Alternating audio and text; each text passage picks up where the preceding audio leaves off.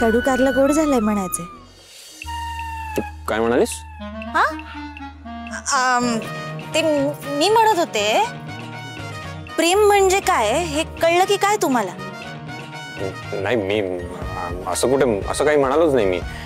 मी फक्त एवढंच म्हणतोय की तो जेन्युइन वाटला मला, आणि चिकू बद्दल ज्या काही फिलिंग्स आहेत त्याच्या मनात त्या प्युअर वाटल्या मला, एवढंच. हाय का आता त्याचं प्युअर, आणि तुमचं काय? माझं काय? प्रेम नाही, काहीतरी काय. तुमचं प्रेमाबद्दलचं मत बदललंय ना? चला चांगलंय. मी म्हटलं होतं ना तुम्हाला, प्रेम असंच असतं, एकदम सुंदर. बघितलं ना अश्विनी किती खुश आहे. प्रेमात असणाऱ्या लोकांची ना ऊर्जाच वेगळी असते. त्यांना सगळं जग सुंदर वाटायला लागतं. कशी एकमेकांची काळजी करत होते ना. प्रेमात जी ताकद असते ना ती दुसरं कशातच नसते. काहीच नको असतं प्रेम करणाऱ्यांना, फक्त एकमेकांची साथ आणि विश्वास. त्या जोरावरती जग जिंकू शकतात ते. किती छान आहे ना हे.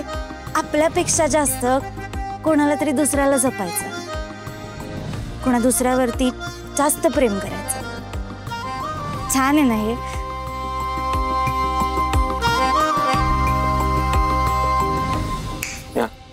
काय कुठे कुठे हरवलात? नाही, काही नाही. तुम्हाला तुमचं प्रेम आठवलं की काय? चला चला चला चला चला चला हो, तोंड गोड करून घ्या. दादू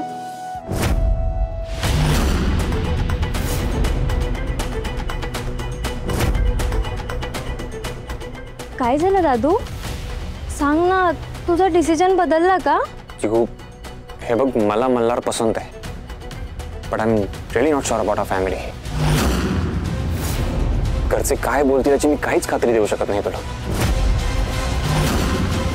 दादू, जर घरचे नाहीच म्हणाले तर? हो, म्हणून मी तेच सांगतोय की आता आपण घरी काही नको सांगूया. सी, त्याचं करिअर सेट नाही, शिवाय त्याच्या घरामुळे आपल्या घरात प्रॉब्लेम होऊ शकतो. त्याची एक्झाम क्रॅक करू देत, त्याला इंटरव्ह्यू क्रॅक करू देत आणि सेट होऊ देत, मग आपण घरी बोलू.